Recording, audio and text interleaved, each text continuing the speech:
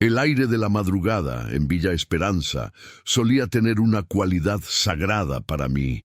Era un lienzo de silencio y frescura, apenas teñido por el canto lejano de algún gallo madrugador o el susurro del viento entre los pinos que custodiaban mi propiedad. Mi casa, un refugio de piedra y madera construido por mi abuelo, se alzaba en una pequeña colina a las afueras del pueblo, lo suficientemente cerca para no sentirme un ermitaño y lo suficientemente lejos para disfrutar de la soledad que tanto había llegado a apreciar. Desde la muerte de Marta, mi esposa, hacía ya 5 años, esa soledad se había convertido en mi compañera más fiel. Mis días transcurrían en un ritual predecible y reconfortante: la lectura de los clásicos, el cuidado meticuloso de mi jardín de rosas y la lenta reconstrucción de la historia local a través de viejos documentos y fotografías que coleccionaba con la paciencia de un monje. Era una vida tranquila, una existencia de ecos y recuerdos, y yo no deseaba otra cosa. Pero aquella madrugada el lienzo se rasgó. No fue un sonido estruendoso, sino uno íntimo y desesperado, que penetró las capas de mi sueño con la agudeza de una aguja. Un golpeteo rítmico, ahogado, contra el cristal de la ventana de mi estudio, la que daba al porche trasero. Al principio, mi mente adormilada lo catalogó como una rama danzando al compás de una brisa inexistente, o quizás un pájaro desorientado. Me giré en la cama, buscando el calor del edredón, anhelando volver a la placidez del sueño. Pero el sonido persistió, más urgente ahora, acompañado de un jadeo que el viento no podía imitar. Era un sonido humano, un sonido de angustia. Me incorporé, el corazón martilleando contra mis costillas con una violencia que no sentía desde hacía años. El reloj de la mesita de noche marcaba las 4:17. La oscuridad exterior era casi absoluta, apenas rota por la tímida luz de una luna menguante. Deslicé mis pies en las pantuflas, el suelo de madera frío bajo mis plantas, y me moví con el sigilo que uno adopta en su propia casa cuando se siente invadido. ¿Quién podría ser? Ningún vecino se aventuraría hasta aquí a estas horas. El cartero, el lechero, todos llegaban con el sol. Un ladrón quizás, pero el golpeteo no era de fuerza bruta, sino de súplica. Crucé el salón, donde los lomos de mis libros parecían observarme en silencio, testigos mudos de mi aprensión. Al llegar al estudio, me detuve junto a la puerta conteniendo la respiración. El golpeteo se había detenido, pero ahora oía un sollozo, un quejido bajo y lastimero que erizó el vello de mis brazos. Me armé de un valor que no sabía que poseía, un vestigio de la juventud que creía extinto, y me asomé con cautela por el borde de la cortina. En la penumbra del porche vi una silueta, una figura femenina, menuda, encogida contra la pared de piedra de la casa. Llevaba puesto algo que parecía un camisón ligero, totalmente inadecuado para el frío de la sierra. Su cabello oscuro estaba revuelto, pegado a su rostro por lo que parecían ser lágrimas o sudor, pero fueron sus ojos los que me paralizaron. Incluso en la oscuridad, brillaban con una intensidad febril, una mezcla de pánico y una determinación tan afilada que casi podía sentirla físicamente. Era Elena, la joven esposa de Ricardo Balbuena. Ricardo Balbuena. El nombre resonó en mi mente con el peso del prestigio y el poder. Era el dueño de los viñedos más prósperos de la región, un hombre cuya generosidad financiaba la fiesta anual del pueblo y cuyas conexiones políticas llegaban hasta la capital del estado. Era carismático, apuesto, la encarnación del éxito. Elena, casi 20 años más joven que él, era su adorno más preciado. La había conocido en algunos eventos sociales del pueblo, siempre un paso detrás de su marido, con una sonrisa frágil y unos ojos que parecían mirar a través de la gente, buscando algo que nunca encontraba. Siempre me había parecido una figura trágica, una orquídea hermosa atrapada en una vitrina de oro. Corrí el pesado cerrojo de la puerta trasera, un sonido metálico que pareció resonar por todo el valle. La puerta se abrió con un leve quejido y el aire frío de la madrugada se coló en la casa. Elena dio un respingo, retrocediendo un paso, como un animal acorralado. Levanté las manos en un gesto universal de paz. Elena, mi voz sonó ronca, extraña a mis propios oídos. Soy yo, Julián, Julián del Álamo. Ella me miró, su pecho subiendo y bajando con respiraciones cortas y erráticas. Sus labios temblaban, intentando formar palabras que no salían. Vi un hematoma oscuro floreciendo en su pómulo izquierdo y un corte fino en su labio inferior del que manaba una gota de sangre. El camisón de seda estaba rasgado cerca del hombro. Por favor, susurró finalmente, y su voz fue el sonido de cristales rotos. Por favor, no haga ruido. Asentí lentamente, sin apartar la vista de sus ojos aterrorizados. Me hice a un lado, abriendo más la puerta. Entra, dije en un murmullo. Rápido, dudó por un instante, su mirada yendo de mi rostro a la oscuridad del bosque que rodeaba mi casa, como si sopesara cuál de los dos peligros era mayor. Finalmente, con un movimiento rápido y decidido, cruzó el umbral. Cerré la puerta tras ella y volví a echar el cerrojo, esta vez con una sensación de finalidad aterradora. El mundo exterior, con sus reglas y sus jerarquías, acababa de quedar fuera, y el problema, en toda su peligrosa magnitud, estaba ahora dentro de mis muros. Se quedó de pie en medio de mi estudio, temblando de forma incontrolable, abrazándose a sí misma. Sus pies descalzos estaban sucios y arañados. Olía a miedo, a tierra húmeda y a la fragancia cara de un perfume que no lograba ocultar el hedor de la violencia. Fui a mi pequeño mueble bar, ignorando por un momento el whisky, y serví un vaso de agua con mano temblorosa. Se lo ofrecí. Sus dedos helados rozaron los míos cuando lo tomó y bebió con la avidez de quien lleva días sin probar líquido. Cuando terminó, el vaso vacío temblando en su mano, me miró fijamente. La fachada de fragilidad comenzaba a resquebrajarse, revelando una capa de acero por debajo.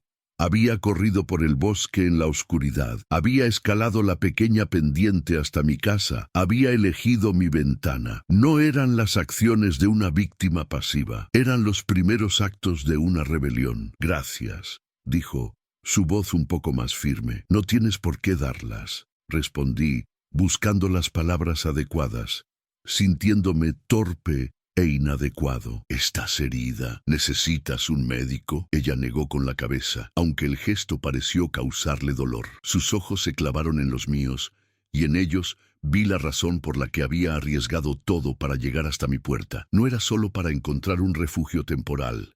Era algo más profundo, más existencial. Golpeé su ventana, señor del Álamo, dijo, y cada palabra era una piedra lanzada a la calma superficie de mi vida. No golpeé la puerta del cura, ni la del alcalde, ni la de la policía. Golpeé la suya, porque he escuchado. La gente dice que usted es un hombre que entiende las historias, que sabe que no todas las batallas se ganan con fuerza, sino con estrategia. Me quedé sin habla. Mi reputación de historiador aficionado, de hombre de libros, había llegado a ella de una forma que jamás habría imaginado. No sé qué. Él me encontrará, me interrumpió, su voz bajando a un susurro conspirador, cargado de una certeza aterradora. Tiene a todo el pueblo en el bolsillo. Cada policía, cada funcionario.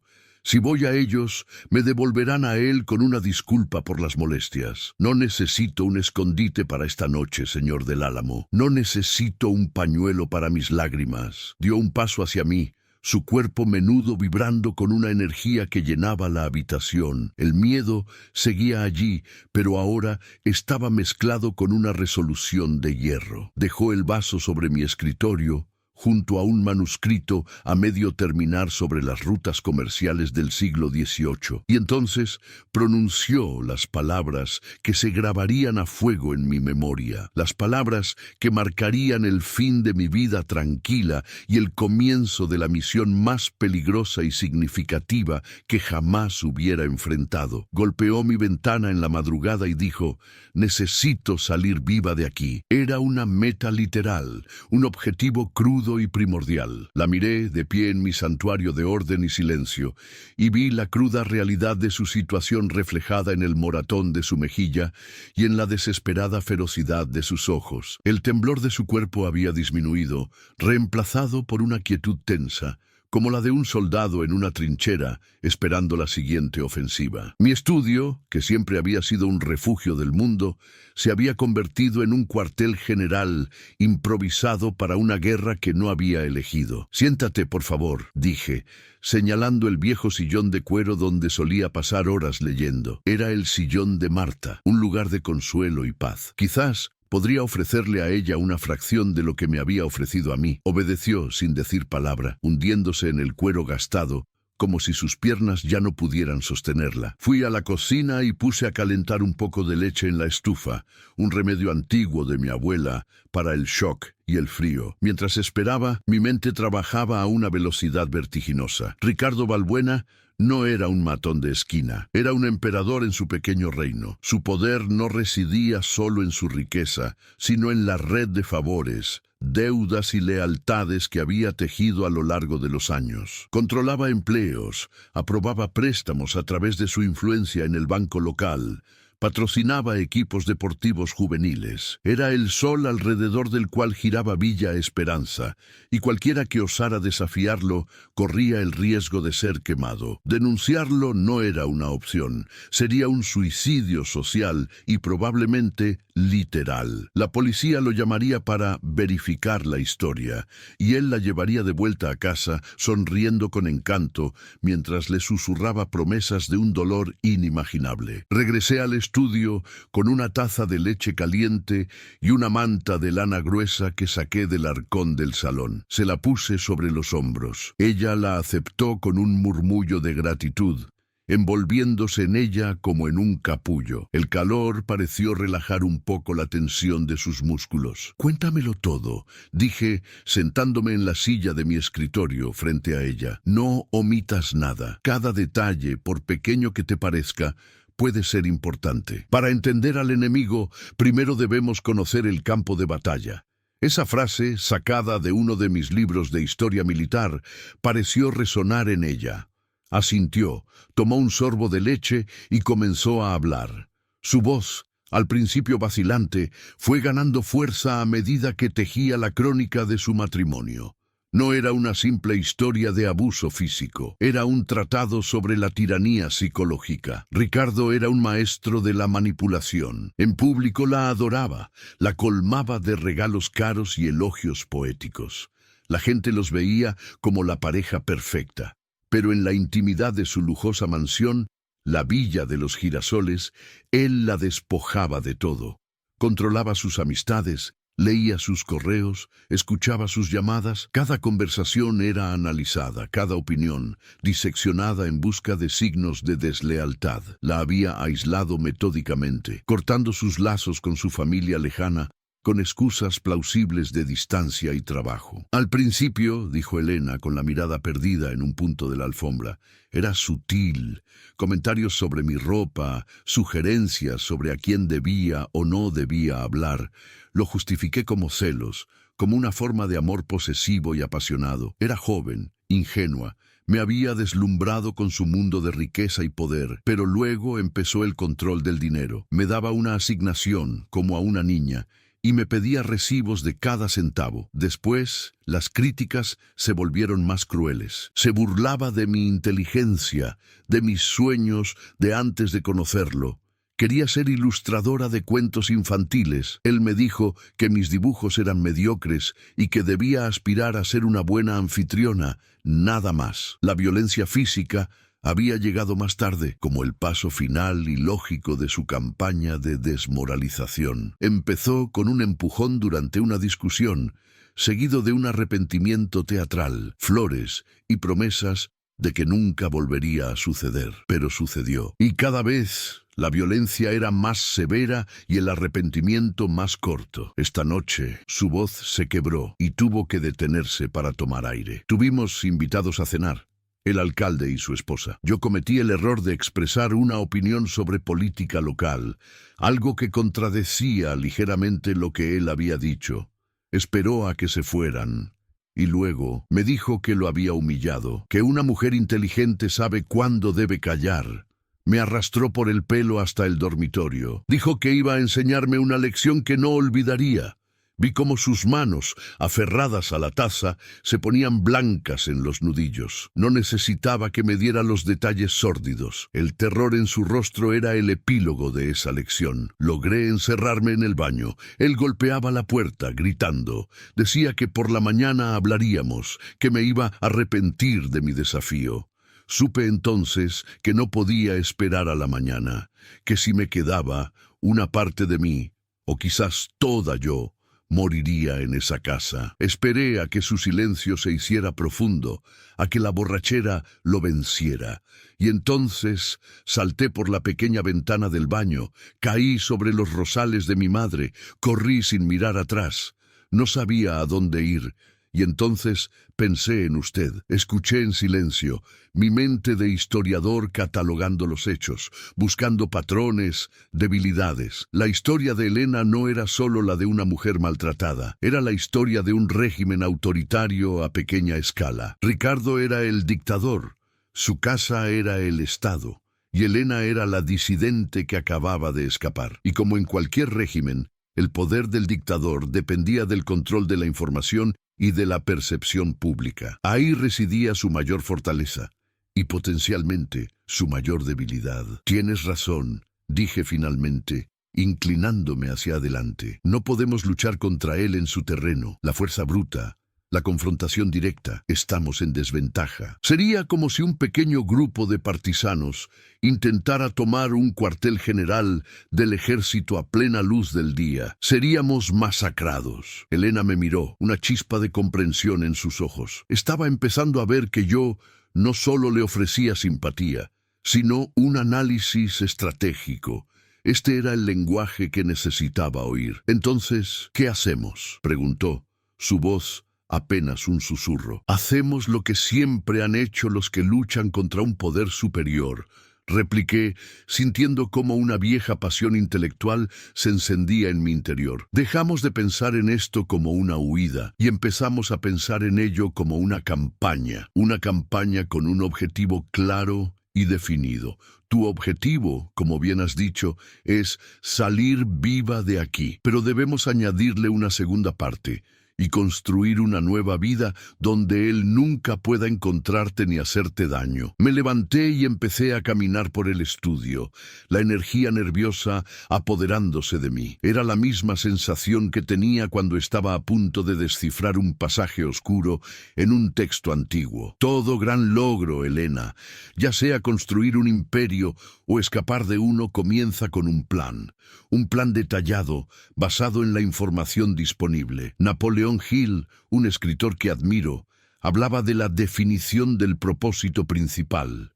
Ya lo tenemos. El siguiente paso es la creación de un plan organizado, y para eso necesitamos formar lo que él llamaba una alianza de mentes maestras. Ella frunció el ceño, confundida. ¿Alianza de mentes maestras? Somos solo tú y yo, un profesor jubilado y una fugitiva. Por ahora, corregí. Pero cada gran movimiento comienza con 2 personas en una habitación. Tú tienes el conocimiento íntimo del enemigo, sus hábitos, sus miedos, sus debilidades. Yo tengo el pensamiento estratégico, la capacidad de ver el panorama general y planificar a largo plazo. Somos el núcleo de esta alianza. Nuestro primer paso en este plan es simple, pero crucial: ganar tiempo y permanecer invisibles. Fui hacia la ventana y miré hacia el camino de entrada. El cielo comenzaba a clarear en el este, pintando el horizonte de un gris pálido. Pronto, el pueblo despertaría, y pronto, Ricardo Balbuena se daría cuenta de que su pájaro había volado de la jaula de oro. Él se despertará y verá que no estás. ¿Qué es lo primero que hará? Elena lo pensó un momento. Se pondrá furioso, pero no llamará a la policía de inmediato. Eso sería admitir que ha perdido el control. Primero, intentará encontrarme él mismo. Llamará a mi móvil, que dejé en la mesilla de noche. Buscará por la casa, por los terrenos de la finca.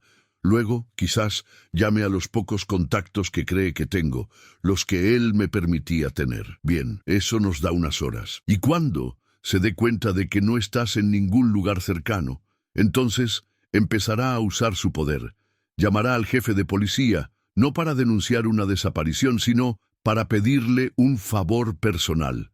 Que sus hombres estén atentos, que busquen discretamente.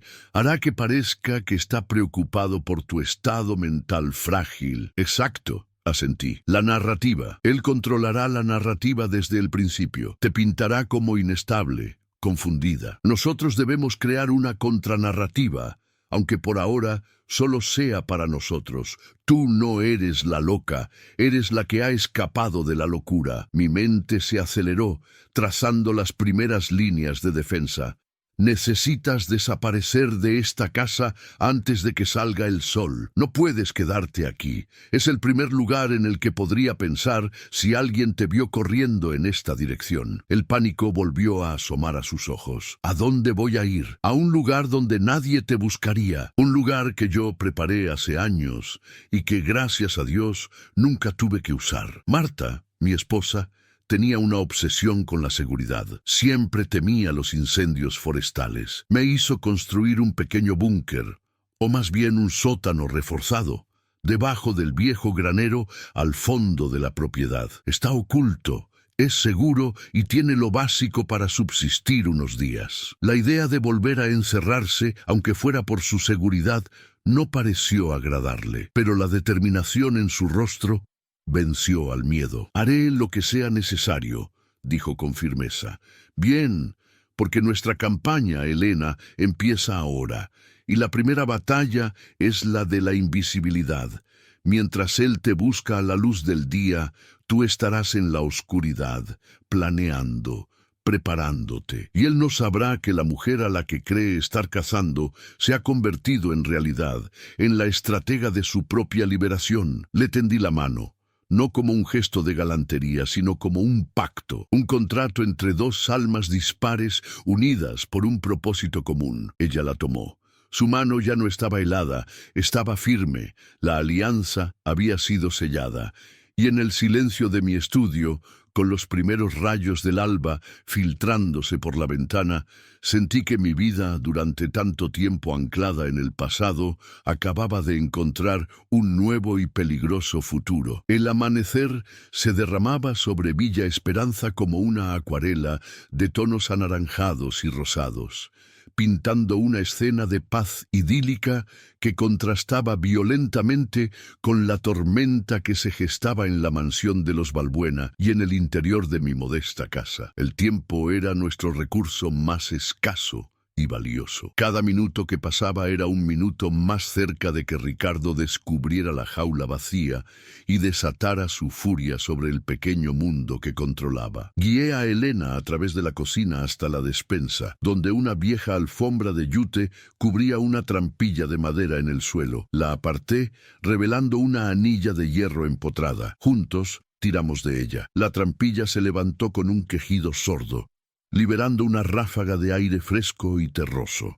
Unos escalones de piedra descendían hacia la oscuridad. Es el antiguo sótano de la casa original, le expliqué en un susurro mientras encendía una linterna. Lo conecté con el refugio que construí bajo el granero. El pasaje es estrecho, pero seguro. Nadie, aparte de Marta y yo, sabe de su existencia. Le entregué la linterna. En su rostro vi una mezcla de aprensión y asombro. Había llegado buscando un refugio y había encontrado una red de túneles secretos digna de una novela de espías. Le di una bolsa de lona que había llenado apresuradamente con botellas de agua, algunas manzanas, queso, pan y una radio a pilas. Sintoniza la emisora local, no para escuchar música, sino para oír los anuncios, los avisos.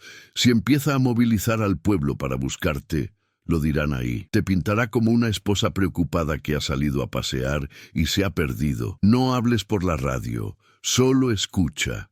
Te traeré más comida y noticias esta noche, cuando sea seguro. Asintió, su rostro pálido pero resuelto a la luz de la linterna. Antes de que empezara a bajar, la detuve suavemente. Elena, dentro de unas horas, empezarás a dudar. El miedo, la soledad, la oscuridad intentarán convencerte de que te rindas, de que vuelvas. Intentarán decirte que esto es una locura, que no puedes ganar. Es la voz de tu carcelero, internalizada. No la escuches. Aprovecha este tiempo, duerme si puedes. Pero sobre todo piensa en cada humillación, en cada golpe, en cada palabra cruel, no para regodearte en el dolor, sino para usarlo como combustible. Escribe en tu mente las razones por las que estás aquí, grábalas a fuego. Cuando tu voluntad flaquee, esas razones serán tu armadura. Me miró, y por primera vez desde que había llegado, vi algo más que miedo o determinación en sus ojos. Vi gratitud, una gratitud profunda y silenciosa. Usted no es solo un hombre de libros, señor del Álamo, dijo. Es un general. Hoy todos somos soldados, respondí. Ahora la vi descender los escalones, la luz de la linterna bailando sobre las paredes de piedra, hasta que fue engullida por la oscuridad. Cerré la trampilla, coloqué la alfombra en su sitio y devolví a la despensa su apariencia de normalidad. Mi casa estaba en silencio de nuevo, pero era un silencio diferente. Ya no era la calma de la soledad, sino la quietud tensa de un escondite. Yo era el guardián de un secreto que podía costarme todo. Las siguientes horas fueron una lección de control nervioso. Me preparé el café como cada mañana. Leí el periódico en el porche delantero. Podé una de mis rosas con una calma que no sentía. Actuaba para un público invisible. Cualquier vecino madrugador, cualquier persona que pasara por el camino, debía ver a Julián del Álamo en su rutina inalterable. Pero mis oídos estaban alerta a cada sonido. El motor de un coche, el ladrido de un perro, el teléfono. La llamada llegó a las 9:15. El identificador de llamadas mostraba Balbuena Viñedos. Dejé que sonara 3 veces antes de cogerlo para no parecer ansioso. Diga, dije, mi voz un estudio de amable curiosidad. ¿Julián? Soy Ricardo Balbuena. Su voz era como siempre la había conocido en público, cálida, aterciopelada, con un toque de autoridad natural.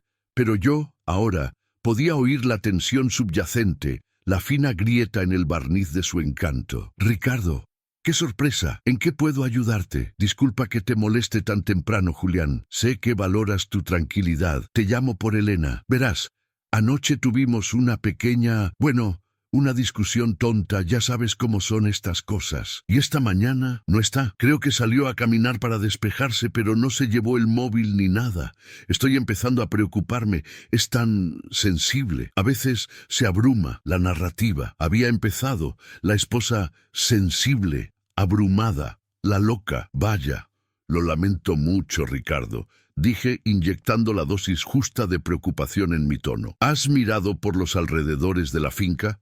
A veces Marta solía hacer eso. Se iba a pasear por el bosque cuando necesitaba pensar. Sí, he mirado por todas partes. Por eso te llamo. Tu casa es la más cercana en esa dirección. Solo quería preguntarte si por casualidad la has visto. A lo mejor pasó por tu camino. Era la prueba de fuego. Mi corazón latía con fuerza contra mi pecho. Una mentira demasiado elaborada sería sospechosa. Una negación demasiado simple también. No, Ricardo, lo siento. He estado en el jardín desde las 8 y no he visto un alma. Pero estaré atento. Si la veo, te llamaré de inmediato. ¿Estás seguro de que está bien? Sí, claro. Solo es ella. Ya sabes, dramática. Hubo una pausa. Bueno, gracias, Julián. Disculpa las molestias. Ninguna molestia, Ricardo. Espero que aparezca pronto. Colgué el teléfono, mi mano ligeramente húmeda. Había superado la primera escaramuza, pero sabía que era solo el principio. Ricardo no me había llamado solo para preguntar. Me estaba sondeando. Estaba marcando su territorio, recordando a todos quién estaba al mando. A mediodía vi una patrulla de la policía local pasar lentamente por el camino frente a mi casa. No se detuvieron, solo observaban. El jefe de policía, un hombre llamado Morales, le debía su puesto a Ricardo. Su búsqueda sería una farsa, una forma de apaciguar al patrón mientras le daban tiempo a que su esposa, inestable, volviera a casa por su propio pie. La tarde se arrastró con una lentitud exasperante. Cada crujido de la casa me hacía sobresaltar. Me obligué a seguir con mis tareas. Fui a la biblioteca del pueblo, un edificio pequeño y anticuado del que yo era el principal benefactor. Necesitaba ser visto, actuar con normalidad. La bibliotecaria, una mujer amable y chismosa llamada Clara, me saludó con una mezcla de respeto y curiosidad. «Señor del Álamo, buenos días. ¿Ha oído lo de la señora Balbuena?», dijo en voz baja. «Algo me comentó Ricardo esta mañana. Parece que está muy preocupado», respondí, mi rostro una máscara de neutralidad. «Pobre hombre, con lo que la cuida. Dicen que es muy delicada de nervios. Una pena, con lo bonita que es». La propaganda de Ricardo ya había infectado el pueblo. Elena no era una víctima, era una enferma. Ricardo no era un maltratador, era un marido abnegado. Sentí una oleada de ira fría. Esto era contra lo que luchábamos. Una mentira tan grande y tan bien contada que se había convertido en la verdad. Regresé a casa al atardecer, el corazón encogido. El poder de Ricardo no era solo físico o económico, era narrativo. Él era el autor de la realidad de Villa Esperanza, y nosotros éramos los herejes que intentaban escribir un texto prohibido. Esperé hasta que la noche fue completa, hasta que las luces del pueblo parecían estrellas lejanas y la oscuridad ofrecía su manto protector. Con una cesta llena de comida caliente, una botella de vino, velas y libros, emprendí el camino hacia el granero. El granero era mi taller de carpintería y el almacén de mis herramientas de jardinería. En una esquina, detrás de una pila de sacos de arpillera, había una sección del suelo de madera que parecía idéntica al resto, pero yo sabía que, si se presionaba en el lugar correcto, se abría. La trampilla se dio sin ruido, revelando otra escalera. Descendí a la pequeña habitación subterránea. Tenía unos 20 metros cuadrados, paredes de hormigón, un suelo de cemento cubierto con alfombras gruesas. Había una cama plegable, una pequeña mesa, 2 sillas y estanterías llenas de conservas y agua, el legado de la prudencia de Marta. Elena estaba sentada en la cama, envuelta en la manta, leyendo uno de los libros que le había dejado por la mañana a la luz de una vela. Cuando me vio, se levantó de un salto. «¿Alguna noticia?», preguntó, su voz ansiosa. Le conté todo: la llamada de Ricardo, la patrulla de la policía, la conversación en la biblioteca. Vi cómo la decepción y la rabia luchaban en su rostro al oír cómo la estaban describiendo. «Así que ahora soy la loca del pueblo», dijo con amargura. «Eres lo que él quiere que seas», la corregí, dejando la cesta sobre la mesa. «Pero eso es solo la historia que se cuenta en la superficie. Aquí abajo, en nuestro cuartel general, se escribe otra historia, la verdad. Y la verdad tiene una fuerza propia». Mientras comíamos en silencio, la observé. La soledad y la oscuridad no la habían quebrado. Al contrario, parecían haberla afilado. Había una nueva dureza en su mirada, una claridad que no estaba allí la noche anterior. «He estado pensando», dijo, dejando el tenedor, «en lo que me dijiste sobre usar el dolor como combustible. He hecho una lista en mi cabeza, una lista de todas las cosas que me quitaron, mi confianza, mis amigos, mis dibujos, mi voz, y he decidido que no solo voy a salir viva de aquí, voy a recuperarlas, todas». Sentí una punzada de orgullo. La semilla que había plantado estaba germinando. Estaba pasando de ser un objeto de la historia de Ricardo a ser el sujeto de la suya propia. «Ese es el espíritu», dije. «Ese es el propósito definido del que habla Gil. No es solo escapar de algo, sino correr hacia algo. Ahora necesitamos pasar a la siguiente fase, el plan organizado. Necesitamos recursos, dinero, un destino, una forma de llegar allí sin ser detectados. Tengo algo de dinero», dijo en voz baja. «A lo largo de los años he logrado ahorrar un poco de la asignación que me daba. Lo escondí en un lugar que él nunca miraría, en una vieja caja de sombreros de mi madre, en el fondo del desván. No es mucho, pero es un comienzo. Cada centavo es una bala en nuestro arsenal», afirmé. «El problema es cómo conseguirlo. Volver a esa casa es imposible. Quizás no, dijo ella, y vi una chispa de astucia en sus ojos. Ricardo organiza cada año una gran gala benéfica en los viñedos. Es la semana que viene. Toda la alta sociedad de la región viene. La casa estará llena de gente. El personal estará desbordado y él estará en su papel de anfitrión perfecto. Será su momento de mayor exposición pública y de mayor distracción. Mi mente se encendió. La idea era audaz, casi suicida, pero tenía una lógica impecable. El momento de mayor fortaleza de un enemigo es a menudo el de su mayor vulnerabilidad. Es arriesgado, dije, sopesando las variables. Increíblemente arriesgado. La alternativa es quedarme aquí para siempre, o salir con las manos vacías y ser una fugitiva pobre por el resto de mi vida, replicó. Su voz firme. No escapé de una prisión para entrar en otra. Quiero mis recursos, quiero mis armas para esta guerra. La miré, asombrado por su transformación. La mujer aterrorizada que había golpeado mi ventana se había convertido en una estratega dispuesta a infiltrarse en el corazón del territorio enemigo. De acuerdo, dije, mi decisión tomada. Lo haremos, pero no podemos hacerlo solos. La alianza de mentes maestras necesita crecer.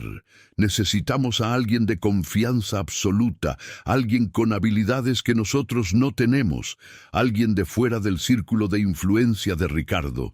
Y entonces un rostro vino a mi mente, un rostro arrugado, enmarcado por un cabello blanco y rebelde y unos ojos tan inteligentes y penetrantes como los de un halcón. Una persona que le debía a Ricardo Balbuena menos que nada y que guardaba una lealtad inquebrantable hacia mi difunta esposa y, por extensión, hacia mí. Conozco a alguien, dije, una sonrisa formándose en mis labios por primera vez en días. Es hora de llamar a Isabel. La búsqueda oficial de Elena Balbuena se había reducido a un murmullo en las esquinas y a miradas de compasión dirigidas a Ricardo cuando éste aparecía en el pueblo. Su rostro, una máscara de noble preocupación. Él estaba jugando una partida larga. No quería crear un pánico que atrajera a la prensa de fuera. Quería que el asunto se resolviera discretamente con el regreso de su perturbada esposa. Este interludio de falsa tranquilidad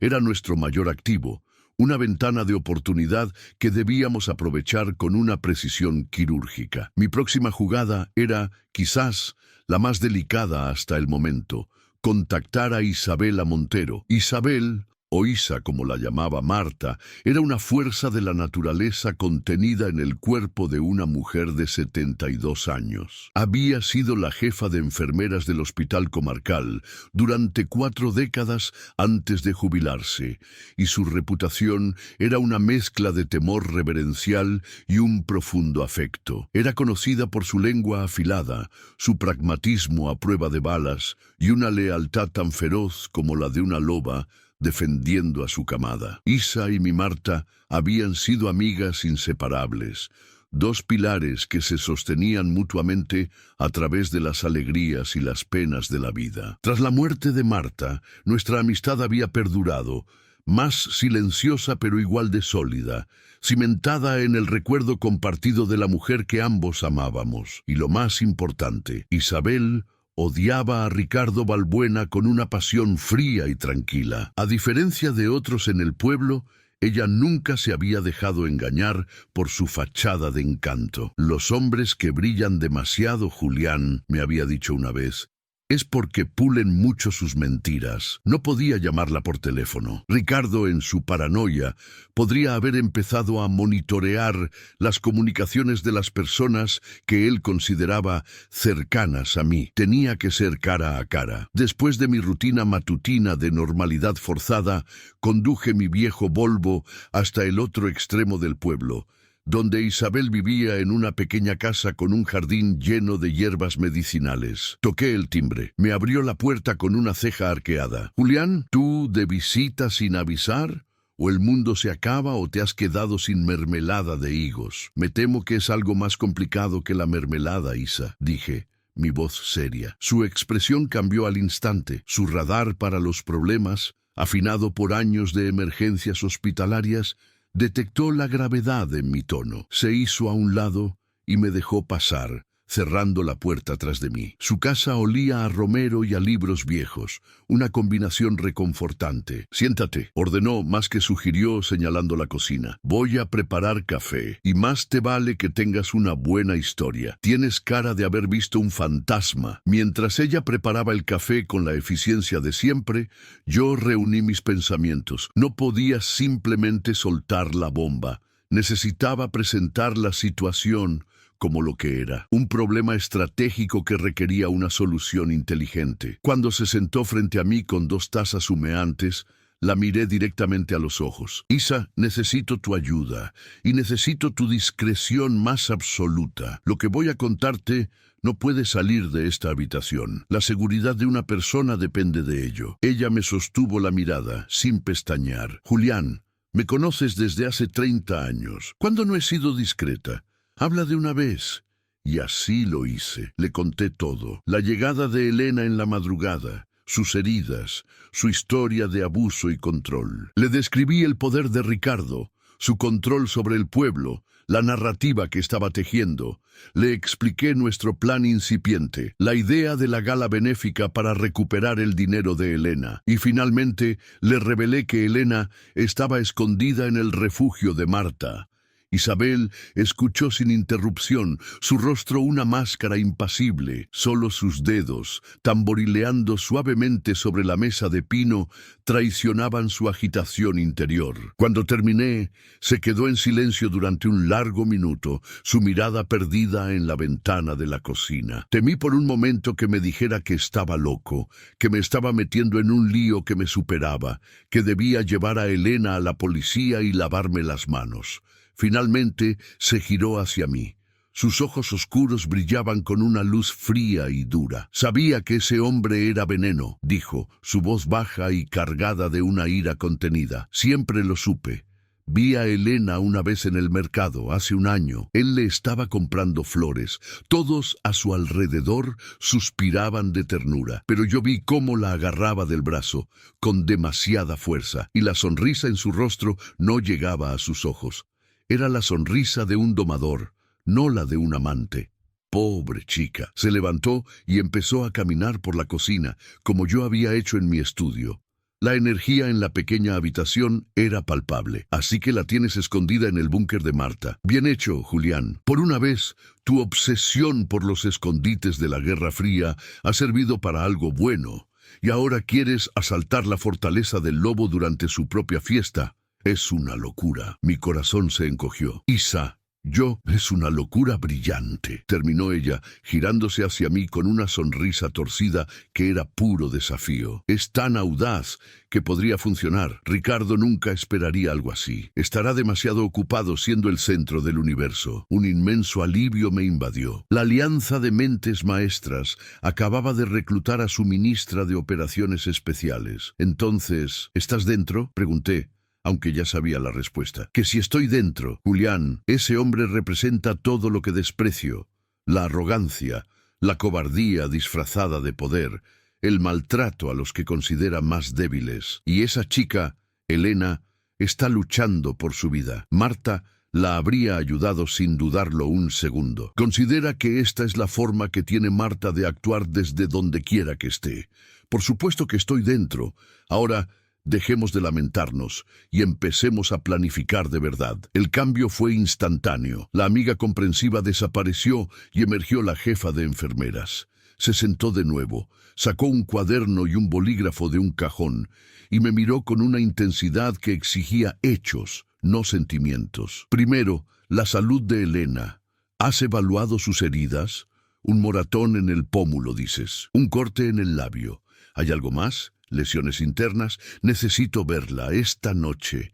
Llevaré mi viejo maletín. No podemos arriesgarnos a que una herida se infecte o a que tenga una conmoción cerebral no diagnosticada». «De acuerdo», asentí, impresionado por su rapidez mental. «Segundo, la infiltración en la gala. ¿Cómo planeas entrar? No puedes ir tú. Ricardo te vigilará de cerca y Elena no puede simplemente aparecer. Necesitamos a alguien que pueda moverse por esa casa sin levantar sospechas». Ahí estaba el nudo gordiano del plan. «No lo sé. Había pensado Piensa más rápido, Julián. Me cortó, aunque no con crueldad, sino con urgencia. La gala es en menos de una semana. No tenemos tiempo para la contemplación. La empresa de catering que Ricardo contrata cada año es Delicias de la Sierra. La dueña, Sofía, es una buena mujer, pero su personal son en su mayoría jóvenes del pueblo que necesitan el dinero, chicos y chicas que trabajan por una noche. Una idea empezó a formarse en mi mente, nebulosa al principio, y luego con una claridad cegadora. ¿Crees que podríamos colar a Elena como una de las camareras?, dijo Isabel, completando mi pensamiento. Su mente y la mía parecían funcionar en una sincronía perfecta. Un uniforme, una bandeja en la mano. Será invisible. La gente nunca mira al personal de servicio. Están demasiado ocupados impresionándose mutuamente. Pero necesitaríamos la ayuda de alguien de dentro del catering, argumenté. Alguien que la contrate sin hacer preguntas. Yo me encargo de eso, dijo Isabel con una confianza absoluta. La sobrina de mi jardinero, Lucía, trabaja a menudo para Sofía. Es una chica lista, discreta, y le debe un favor a mi jardinero. Le pediré que se ponga enferma el día de la gala y que recomiende a una prima suya que necesita el trabajo desesperadamente, una prima que resulta ser Elena. El plan era audaz y complejo, con múltiples puntos de fallo, pero era un plan. Por primera vez teníamos un camino tangible hacia el objetivo de Elena. Tercero, la extracción, continuó Isabel, su bolígrafo volando sobre el papel. Una vez que Elena tenga el dinero, ¿cómo sale de allí? ¿Y a dónde va? No puede volver a tu casa. La finca estará llena de gente. Necesita un punto de extracción seguro y un plan de fuga inmediato de Villa Esperanza. Discutimos durante las siguientes 2 horas, nuestras mentes trabajando en conjunto, construyendo y refinando el plan. Isabel, con su conocimiento práctico del pueblo y su gente. Yo, con mi inclinación por la estrategia a largo plazo y los planes de contingencia. Trazamos un mapa de la mansión de Ricardo, basado en mis recuerdos de fiestas pasadas y en la descripción detallada de Elena. Identificamos la ubicación del desván, las posibles rutas de escape, los puntos ciegos de la seguridad improvisada que Ricardo seguramente contrataría. Decidimos que yo crearía una distracción en un momento clave de la noche, algo que atrajera la atención de Ricardo y de los invitados principales, lejos del ala de la casa donde se encontraba el desván. Isabel se encargaría de tener un coche discreto, el de su sobrino que vivía en la ciudad de al lado, aparcado en un camino rural a 1 kilómetro de la finca. Ella esperaría a Elena en ese punto. ¿Y el destino final?, dije, abordando la última pieza del rompecabezas. He estado pensando en eso. Tengo un viejo amigo de la universidad, un colega historiador que vive en una pequeña ciudad costera en el norte del país, a más de 1000 kilómetros de aquí. Se llama Mateo. Es un hombre solitario,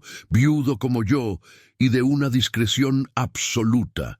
Si le pido que acoja a una sobrina lejana mía que necesita un cambio de aires por un tiempo, lo hará sin hacer preguntas. Puedo enviarle dinero para los gastos de Elena. Allí, ella puede empezar de nuevo, lejos de la sombra de Ricardo. Isabel asintió lentamente, procesando toda la información. Un plan es tan fuerte como su eslabón más débil, Julián. Y aquí hay muchos eslabones. Pero hizo una pausa, mirando el cuaderno lleno de notas, diagramas y listas. Es un buen plan, es nuestro plan. Cuando salí de la casa de Isabel, el sol de la tarde bañaba el pueblo, pero ya no veía Villa Esperanza de la misma manera. Ya no era solo mi hogar tranquilo, era un tablero de ajedrez. Y nosotros, la improbable alianza de un profesor jubilado, una enfermera gruñona y una joven fugitiva, estábamos a punto de hacer nuestro movimiento contra el rey. La partida, por fin, había comenzado. La noche descendió sobre mi propiedad con una promesa de acción. El aire ya no era solo fresco, estaba cargado de electricidad, de la tensión palpable que precede a una operación cuidadosamente planificada. Tal como habíamos acordado, esperé a que el reloj de mi estudio diera las 11. Era la hora en que los vecinos más trasnochadores apagaban sus luces y el silencio de la noche se volvía casi absoluto. Salí de mi casa y me dirigí al punto de encuentro, un viejo roble a medio camino entre mi propiedad y la de Isabel. Ella ya estaba allí, una silueta oscura bajo las ramas nudosas. Llevaba un abrigo grueso y su viejo maletín de cuero, el mismo que había llevado a cuestas durante 40 años de servicio médico. ¿Alguna novedad? Fue su saludo, directo y sin rodeos. Silencio total, respondí en un susurro. Demasiado silencio. Me inquieta. La calma antes de la tormenta, murmuró ella. Vamos, no quiero que la chica pase una noche más sin que la examine. Nos movimos a través de la oscuridad con un propósito compartido, dos figuras de pelo cano, en una misión que habría parecido absurda a la luz del día. La llevé al granero, abrí la trampilla oculta y la guié por la escalera hasta el refugio. La luz de una sola vela parpadeaba en el interior, proyectando sombras danzantes en las paredes de hormigón. Elena estaba sentada a la mesa, un libro abierto frente a ella, aunque dudaba que hubiera estado leyendo. Sus ojos se abrieron de par en par al ver a Isabel. El pánico inicial fue rápidamente reemplazado por la curiosidad cuando me vio sonreír. Elena, esta es Isabel Montero, dije, mi voz resonando suavemente en el espacio confinado. Es la mejor amiga de mi difunta esposa, y a partir de hoy es nuestra aliada más valiosa. Isabel no perdió el tiempo en formalidades. Dejó su maletín sobre la mesa y miró a Elena con una mezcla de profesionalismo y una inesperada calidez. Hola, hija. Julián me lo ha contado todo. He venido a asegurarme de que estás bien. ¿Te importa si te echo un vistazo? Elena, que probablemente esperaba a otra figura académica como yo, pareció momentáneamente desconcertada por la energía práctica y directa de Isabel, pero asintió, una expresión de alivio cruzando su rostro. Mientras Isabel sacaba un estetoscopio, una pequeña linterna y vendas de su maletín, yo me senté en la otra silla, observando la interacción. Era la primera vez que Elena estaba en presencia de otra mujer desde su huida, y el efecto fue inmediato. Había una comprensión tácita, una solidaridad silenciosa que yo, como hombre, nunca podría ofrecerle del todo. Con manos expertas y una voz tranquilizadora, Isabel examinó el hematoma en el pómulo de Elena, sus pupilas, y le hizo una serie de preguntas concisas sobre dolores de cabeza, mareos o visión borrosa. Le limpió y curó el corte del labio con una pomada antiséptica. No parece que haya conmoción cerebral, lo cual es bueno, declaró finalmente Isabel. El moratón es feo, pero sanará. Tendremos que cubrirlo con un buen maquillaje para la noche de la gala. Pero me preocupan más las heridas que no se ven. El estrés, el miedo, pasan factura al cuerpo. ¿Has estado durmiendo? A ratos, admitió Elena. Cada sonido me despierta. Isabel asintió, guardando sus instrumentos. Te he traído algo para eso. Un té de hierbas de mi jardín, valeriana y manzanilla. Te ayudará a relajarte sin dejarte aturdida. Y también esto. Sacó un pequeño frasco con pastillas. Son analgésicos suaves si te duele la cabeza. Nada de medicamentos fuertes que puedan nublar tu juicio. Necesitamos que estés alerta. Luego, Isabel se sentó junto a ella en la cama. El examen médico había terminado. Ahora comenzaba la verdadera consulta. Julián me ha contado vuestro plan. La gala. Es valiente, muy valiente, pero tienes que entender en lo que te estás metiendo. Volver a esa casa, aunque sea por unas horas, será como volver al campo de batalla. Los olores, los sonidos, su presencia, todo puede desencadenar el miedo que sientes. ¿Estás preparada para eso? Elena tragó saliva, sus ojos fijos en los de Isabel. No tengo otra opción. Necesito ese dinero. Es mi pasaporte a la libertad. Bien, esa es la actitud, dijo Isabel. Pero la valentía no es la ausencia de miedo. Es actuar a pesar de él. Cuando estés allí, concéntrate en la misión. Eres una actriz interpretando un papel, la camarera. Tu único objetivo es llegar al desván, coger tu dinero y salir. No mires a los invitados a los ojos. No escuches sus conversaciones y sobre todo evita a Ricardo. Si te ve, si te habla, tu personaje debe ser sumiso, asustadizo, arrepentido, alguien a quien él pueda descartar como una simple empleada. ¿Entendido? Entendido, respondió Elena, su voz más firme. Verlas juntas era fascinante. Eran la encarnación de la estrategia y la táctica. Yo había proporcionado el marco general, el por qué. Isabel estaba proporcionando el cómo, los detalles prácticos y la preparación psicológica. La alianza de mentes maestras estaba funcionando a pleno rendimiento. Les expuse los detalles que Isabel y yo habíamos discutido. El uniforme de camarera que conseguiríamos a través de la sobrina de su jardinero, el coche de escape, la distracción que yo crearía, el destino final con mi amigo Mateo en el norte. Por cada pregunta o duda que Elena planteaba, Isabel tenía una respuesta práctica. ¿Y si alguien me reconoce?, preguntó Elena. Poco probable, respondió Isabel. Llevas 5 años en Villa Esperanza, pero siempre a la sombra de Ricardo. La mayoría de la gente te ha visto en fotos o a distancia, con el pelo recogido, un uniforme y maquillaje para cubrir el moratón. Serás invisible. Además, te daremos un nombre falso. Para la noche de la gala, no serás Elena Balbuena. Serás Laura Gómez. ¿Y la distracción? Elena me miró. ¿Qué va a hacer, señor del Álamo? Algo que solo un viejo historiador pesado como yo puede hacer, dije con una sonrisa. En el punto álgido de la fiesta, cuando Ricardo esté en su momento de gloria, solicitaré la atención de todos para hacer un anuncio especial.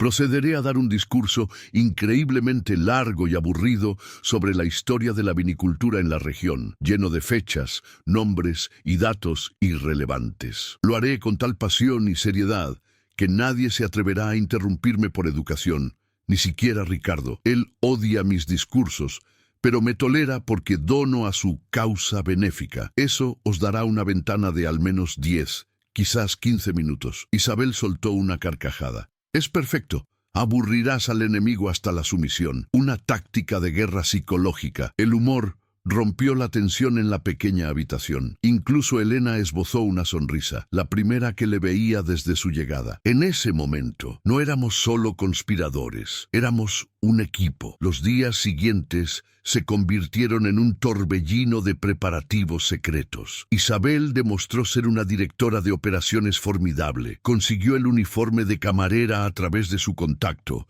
una talla más grande de lo necesario para ocultar mejor la figura de Elena. Consiguió un tinte temporal para el pelo, un castaño más claro y común que su negro azabache natural. Me dio instrucciones precisas sobre el tipo de maquillaje que debía comprar en la farmacia de la ciudad vecina. Una base de alta cobertura, de calidad teatral. Mi papel era el de la inteligencia y la logística. Pasé horas en mi estudio, no leyendo a Tácito, sino dibujando mapas de la finca Balbuena de memoria. Trazaba rutas, cronometraba distancias a pie. Fui a la biblioteca y bajo el pretexto de investigar para mi discurso, busqué los planos originales de las fincas de la zona, incluyendo la de Ricardo. Descubrí un antiguo camino de servicio, en desuso y cubierto de maleza, que conectaba la parte trasera de su propiedad con la carretera donde Isabel esperaría. Era una ruta de escape más segura que el camino principal. Elena, por su parte, se preparaba física y mentalmente. Hacía ejercicios en el reducido espacio del refugio para mantener su fuerza. Le llevé papel y bolígrafo y pasó horas escribiendo. No era un diario de desesperación, sino un manifiesto de intenciones, listas de sus metas, descripciones de la vida que quería construir. Estaba forjando su propia narrativa, palabra por palabra, para contrarrestar la que Ricardo había creado para ella. Una noche, cuando le llevé la cena, me mostró uno de sus dibujos. Lo había hecho en el reverso de una de mis listas de la compra, con un trozo de carbón de la chimenea que había encontrado. Era una imagen de un pájaro rompiendo una jaula, no con furia, sino con una gracia decidida, volando hacia un sol naciente. La calidad del dibujo era innegable, era mucho más que mediocre. Era hermoso, lleno de vida y anhelo. Ricardo se equivocaba. Le dije en voz baja, conmovido. Tienes un don. Ella me miró, y en sus ojos vi una luz que no era de miedo ni de determinación, sino de redescubrimiento. Estaba empezando a recordar quién era antes de él. 2 días antes de la gala, Tuvimos un susto. Estaba en mi jardín cuando vi el coche de Ricardo subiendo por el camino de mi casa. Mi corazón dio un vuelco, se detuvo y él bajó, con una botella de vino caro en la mano. «Julián, amigo mío», dijo con una sonrisa radiante, «vengo en son de paz y a traerte una invitación formal para mi gala. Sé que ya lo sabes, pero quería dártela en persona». «¿No te hubieras molestado, Ricardo?», dije, secándome el sudor de la frente con el dorso de la mano, intentando parecer relajado. «No es molestia. Además, quería darte las gracias por tu discreción y tu apoyo en estos días. Aún no hay noticias de Elena. La policía cree que pudo haber cogido un autobús a la ciudad. Se ha emitido una alerta, pero, ya sabes, es como buscar una aguja en un pajar». Mentía, sabía que mentía. Si hubiera una alerta real, el pueblo estaría empapelado con su foto. Estaba jugando conmigo, intentando ver si yo sabía algo, si había cambiado mi comportamiento. «Lo siento mucho, Ricardo. Espero de verdad que la encuentren sana y salva». «Yo también», dijo, y su mirada se endureció por una fracción de segundo. «La encontraré, Julián, donde quiera que esté. Nadie se burla de mí». La amenaza era velada, pero inequívoca. Era una advertencia. Me entregó la botella y la elegante invitación. Cuando se fue, me quedé de pie, el corazón martilleando. La partida se estaba volviendo más peligrosa. Ricardo sospechaba. No sabía qué ni cómo, pero su instinto depredador le decía que algo no encajaba. La gala ya no era solo una oportunidad, se había convertido en una necesidad.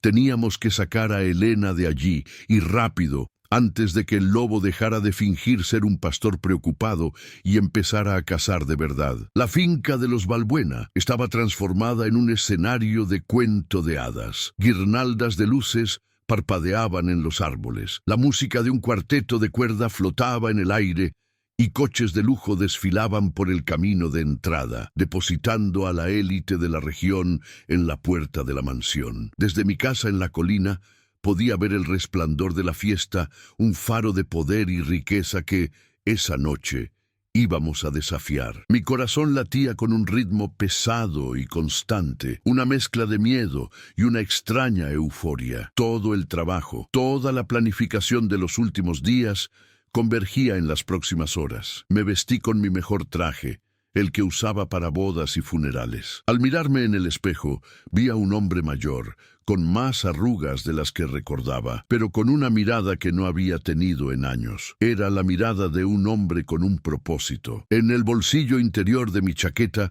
llevaba las notas para mi discurso. 10 páginas de letra apretada sobre la filoxera en el siglo XIX, un arma de aburrimiento masivo. Mientras tanto, en el refugio, Isabel estaba llevando a cabo la transformación final de Elena. Cuando bajé para la última revisión, me quedé asombrado. Con el pelo teñido de un castaño claro y recogido en una coleta severa, el uniforme de camarera 2 tallas más grande y una capa de maquillaje profesional que ocultaba por completo el moratón y alteraba sutilmente la forma de sus pómulos. Era otra persona. Era Laura Gómez. Una chica anónima, cansada y ligeramente malhumorada, invisible en su eficiencia. «Perfecta», dijo Isabel con un gruñido de satisfacción, dando un último toque al moño de la espalda de Elena. «Nadie la reconocerá. Recuerda, cabeza gacha, evita el contacto visual. Muévete con un propósito. Eres parte del decorado». Elena estaba pálida bajo el maquillaje, pero sus ojos ardían con una intensidad helada. Asintió, respirando hondo. Le entregué un pequeño auricular, del tipo que usan los agentes de seguridad. «Esto es para ti», dije, «y yo tendré el otro. No podemos hablar, pero si lo presiono una vez, significa que todo va según el plan. 2 veces, significa que hay un problema y debes abortar. 3 veces. Es la señal para que subas al desván. Es la hora del discurso». Isabel le entregó una bandeja vacía. «Esto es tu escudo y tu espada. Te da una razón para estar en cualquier sitio. Si alguien te mira, simplemente pregunta: ¿champán? ¿Ahora?» Es la hora. El viaje hasta el punto de entrega fue tenso y silencioso. Usamos mi viejo Volvo, un coche tan poco llamativo que era prácticamente invisible. Dejé a Elena e Isabel en el punto de encuentro con Lucía, la sobrina del jardinero, que esperaba nerviosa junto a una furgoneta de delicias de la sierra. Vi cómo Elena se unía al grupo de camareros que se dirigían a la entrada de servicio de la mansión. Se mezcló con ellos, una gota de agua en un río anónimo. Mi parte del plan había comenzado. Conduje hasta la entrada principal, entregué mi coche al aparcacoches y entré en la vorágine de la fiesta. El ruido, los perfumes, las risas forzadas, en todo me pareció irreal. Ricardo estaba en la puerta, recibiendo a sus invitados. Me vio y se acercó. Su sonrisa era una obra de arte de la cordialidad. «Julián, me alegro de que hayas podido venir. Significa mucho para mí. No me lo perdería por nada, Ricardo. Es por una buena causa», respondí, mi voz sonando extrañamente calmada. «Por cierto», dijo, bajando la voz en un tono confidencial, «parece que hemos tenido suerte. Un primo lejano de Elena llamó. Al parecer apareció en su casa en la capital hace 2 días, confundida, asustada. Está recibiendo la ayuda que necesita». Mi sangre se heló. Era una mentira brillante y cruel. Estaba cerrando la narrativa. Ahora, si el cuerpo de Elena aparecía en alguna zanja, él tendría la coartada perfecta. La pobre mujer inestable se había suicidado lejos de casa. Estaba anunciándome, sutilmente, que el juego había terminado y que él había ganado. Pero no sabía que una de las piezas de su tablero tenía vida propia y estaba, en ese mismo instante, moviéndose por su fortaleza. Asentí, mi rostro una máscara de compasión. «Es una noticia maravillosa, Ricardo. Me alegro de que esté a salvo». Durante la siguiente hora interpreté mi papel. Charlé con gente que apenas conocía. Acepté una copa de champán que no bebí y observé. Mis ojos buscaban a Laura. La vi 2 veces. Una, sirviendo canapés cerca del cuarteto de cuerda. Otra, recogiendo copas vacías en la terraza. Se movía con una eficiencia anónima, exactamente como Isabel le había indicado. Nadie le prestaba la más mínima atención. Isabel, por su parte, ya estaba en posición. Había aparcado el coche en el camino de servicio abandonado y, vestida con ropa oscura, se había acercado a pie hasta un bosquecillo de pinos que tenía una vista clara de la parte trasera de la casa. Estaba fuera del perímetro de la fiesta, invisible para todos, esperando. A las 10 en punto, según lo planeado, busqué a Ricardo. Estaba en el centro del salón principal, riendo con el alcalde. Me acerqué. «Ricardo, si me permites un momento». «Claro, Julián. ¿Qué ocurre?» «Sé que estás ocupado, pero me preguntaba si podría decir unas palabras. He preparado una pequeña reflexión sobre la historia de esta finca y su contribución a la viticultura de la región. Creo que los invitados lo encontrarían educativo». Ricardo casi no pudo ocultar una mueca de disgusto, pero estaba atrapado. Rechazar a un anciano benefactor delante del alcalde sería de mala educación. Por supuesto, Julián, es un honor». Forzó una sonrisa y con un suspiro apenas perceptible golpeó una copa con un cuchillo para llamar la atención. «Damas y caballeros, si me permiten su atención un momento, nuestro querido amigo y erudito local, Julián del Álamo, quiere compartir unas palabras con nosotros». Todas las miradas se volvieron hacia mí. Era mi momento. Saqué mis notas del bolsillo, presioné el auricular 3 veces. La señal había sido enviada. Comencé a hablar, mi voz resonando en el repentino silencio. «Gracias, Ricardo. En el año de nuestro Señor de 1887, cuando la plaga de la filoxera devastaba los viñedos de Europa, un hombre visionario, el tatarabuelo de nuestro anfitrión, don Esteban Balbuena, mientras me adentraba en un laberinto de detalles genealógicos y técnicos, vi a Elena desde el rabillo del ojo. Estaba cerca de la escalera de servicio, al fondo del salón. Al oír la señal, dejó su bandeja en una mesa cercana y con la cabeza gacha se deslizó por la puerta como una sombra. Tenía, calculé, 15 minutos. Mi discurso fue una obra maestra del tedio. Hablé de tipos de suelo, de patrones climáticos del siglo XIX, de disputas de tierras olvidadas. Vi a la gente empezar a mirar sus relojes. El alcalde sonreía con rigidez.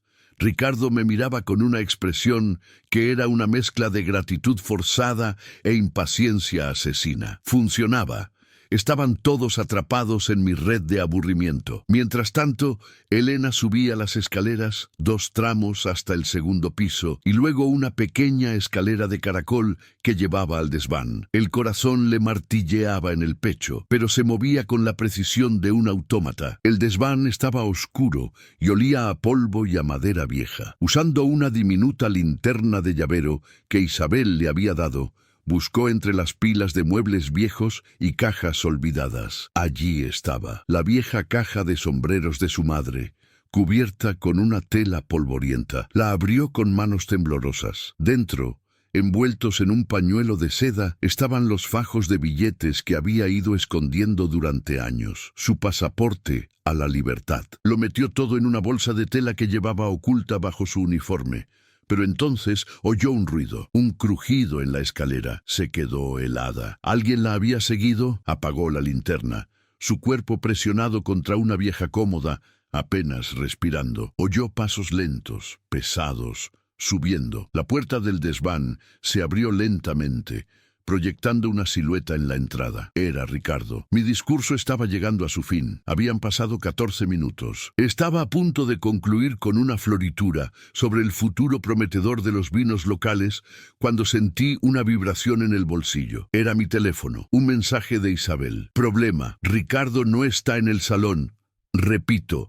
Ricardo ha desaparecido. Un sudor frío recorrió mi espalda. Mi distracción había funcionado con todos, menos con el único que importaba. De alguna manera, su instinto, su sospecha, le había hecho moverse. Había dejado el salón principal, probablemente dirigiéndose a su despacho en el ala opuesta de la casa para hacer una llamada o simplemente para escapar de mi voz. Y en su camino, debió de haber visto a Laura, la camarera, subiendo por donde no debía. Tenía que terminar. Di las gracias abruptamente y la gente aplaudió, más por alivio que por aprecio. Mi mente corría a 1000 por hora. Elena estaba atrapada. En el desván, Ricardo encendió la luz. La bombilla desnuda iluminó la escena. Vio a Elena, o más bien a la mujer que él creía que era una empleada, acurrucada y aterrorizada. Pero entonces sus ojos se posaron en la caja de sombreros abierta y en la bolsa que ella aferraba. Y en ese instante lo supo. Su rostro, una máscara de confusión, se transformó lentamente en una de comprensión glacial y luego de una furia que era casi inhumana. Tú, siseó, y la palabra fue puro veneno. No eres una camarera. Caminó hacia ella lentamente, como un depredador que acorrala a su presa. Elena estaba paralizada por el terror. El plan se había derrumbado en el último segundo. Pero entonces algo en ella hizo clic. La voz de Isabel en el refugio. La valentía no es la ausencia de miedo, es actuar a pesar de él. La imagen de su propio dibujo, el pájaro rompiendo la jaula, la lista de cosas que le habían arrebatado. No había llegado hasta aquí para fallar. Cuando Ricardo alargó la mano para agarrarla, ella reaccionó, no con fuerza sino con astucia. En lugar de retroceder, se lanzó hacia adelante, arrojando el contenido de una caja llena de viejas bolas de naftalina a sus pies. Él resbaló, sorprendido, perdiendo el equilibrio por una fracción de segundo. Fue todo lo que ella necesitó. Salió disparada por la puerta, bajando las escaleras de caracol a toda velocidad. Corrió por el pasillo del segundo piso, pero él ya se había recuperado y venía tras ella. No gritaba, no quería alertar a sus invitados, pero sus pasos eran pesados y rápidos. Elena llegó a la escalera principal. Bajar por allí era un suicidio. La verían todos. Entonces recordó el mapa de Julián, el balcón al final del pasillo. Corrió hacia él, abrió las puertas de cristal y salió al aire de la noche. Estaba a 2 pisos de altura. Sin dudarlo, se subió a la barandilla, se agarró a la gruesa enredadera que cubría la pared de la mansión y empezó a bajar, sus manos y pies buscando agarres en la piedra y las ramas, la adrenalina anulando el dolor y el miedo. Era una imagen increíble. la camarera fantasma escapando por la fachada de la mansión. Llegó al suelo justo cuando Ricardo aparecía en el balcón, su rostro desencajado por la rabia. Elena no miró atrás. Corrió a través del cuidado césped, esquivando a las parejas que paseaban, y se adentró en la oscuridad del jardín, hacia la parte trasera de la finca, hacia el camino de servicio, hacia el coche de Isabel, hacia su libertad. Yo, desde el otro lado del jardín, la vi correr y recé. No se atrevió a mirar atrás. Sabía que Ricardo no la seguiría a pie a través del jardín. Eso estaría por debajo de su dignidad y crearía una escena. Pero también sabía que él no se rendiría.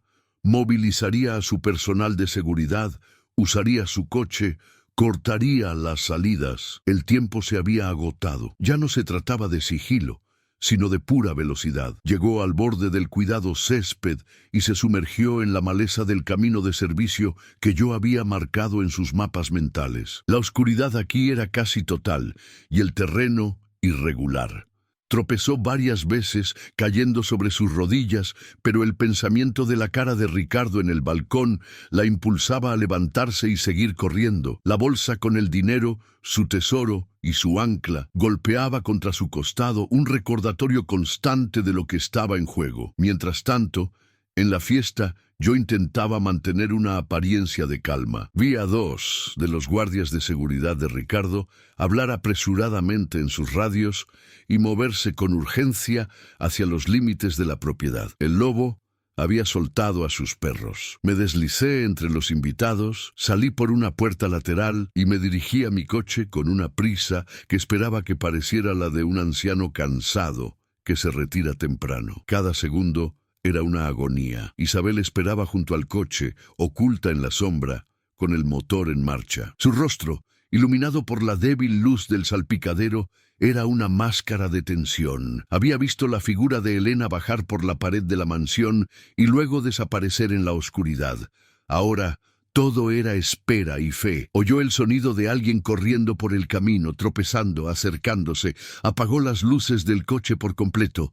Podía ser Elena o podían ser los guardias de Ricardo. La puerta trasera del coche se abrió de repente y Elena se derrumbó en el asiento sin aliento, cubierta de tierra y arañazos, pero con la bolsa de tela aferrada a su pecho como si fuera un salvavidas. ¡Arranca!, jadeó. Isabel no necesitó que se lo dijeran dos veces.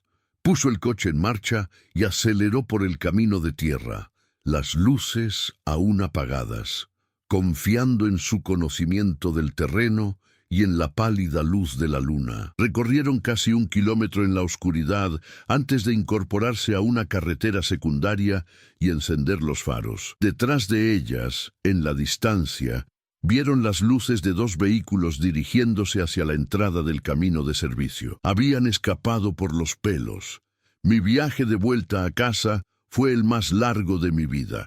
Conducía por debajo del límite de velocidad, mi mente repasando todos los posibles desastres. ¿Y si las atrapaban? ¿Y si Ricardo usaba sus contactos para poner controles en las carreteras? Mi casa ya no era segura. Seguramente sería el primer lugar que Ricardo vendría a registrar, esta vez sin la pretensión de amabilidad. Cuando llegué, no entré. Dejé el coche en el camino. Cogí una pequeña mochila que había preparado, con algo de ropa, mis documentos y los ahorros de toda mi vida, y me adentré en el bosque que rodeaba mi propiedad. Rodeé la casa hasta llegar al granero. No entraría en el refugio. Podría estar vigilado. En su lugar, me escondí en un punto de observación en la ladera, un lugar desde el que podía ver mi casa y el camino de entrada. Un escondite que había usado de niño para jugar a los exploradores. No tuve que esperar mucho. Menos de 20 minutos después, 2 todoterrenos negros subieron por el camino y se detuvieron bruscamente frente a mi porche. Ricardo Balbuena bajó de uno de ellos. No estaba solo. Iba con Morales, el jefe de policía, y otros 2 hombres corpulentos que no eran policías. Ricardo no se molestó en llamar a la puerta. La derribó de una patada. Vi las luces encenderse en el interior de mi hogar, mi santuario. Mientras lo registraban, lo violaban con su presencia. Estuvieron allí casi media hora. Salieron con las manos vacías y los rostros llenos de frustración. Vi a Ricardo gritarle a Morales, su máscara de encanto completamente destrozada, revelando al monstruo que había debajo. Luego se marcharon, dejando mi puerta rota y mi silencio hecho añicos. Sabía que no podía volver, no por ahora. Mi papel en Villa Esperanza había terminado. Me adentré más en el bosque, siguiendo un sendero que solo yo conocía, que me llevaría a la carretera principal a varios kilómetros de distancia, donde esperaría el primer autobús del amanecer hacia la ciudad. Me había convertido en un fugitivo en mi propia tierra.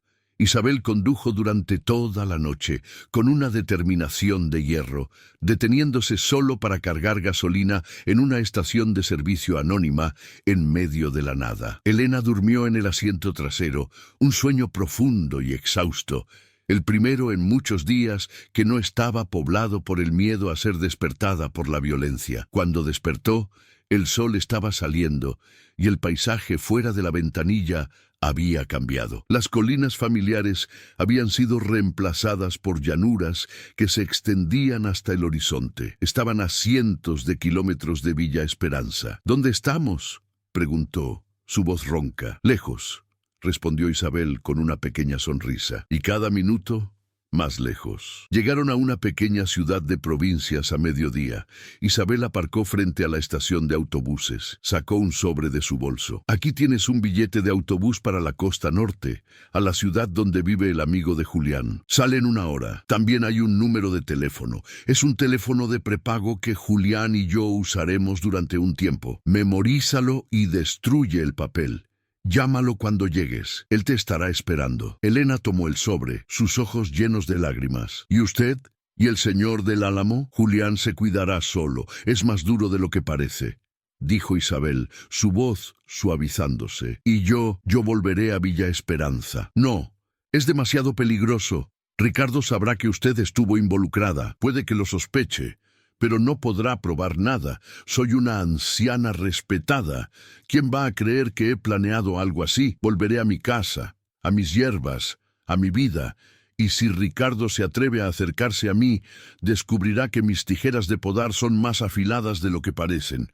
A veces, el lugar más seguro para esconderse es a plena vista. Se miraron, las tres generaciones de mujeres unidas por una noche de terror y triunfo. La joven que había luchado por su futuro, la mujer madura que la había guiado, y la anciana que había financiado la operación desde las sombras, porque Isabel, como supe después, había pagado el coche de su sobrino, la gasolina y el billete de autobús con sus propios ahorros. No sé cómo darles las gracias, susurró Elena, abrazando a Isabel con fuerza. No nos des las gracias. Vive una vida plena y feliz. Esa será nuestra recompensa, dijo Isabel dándole una palmada en la espalda.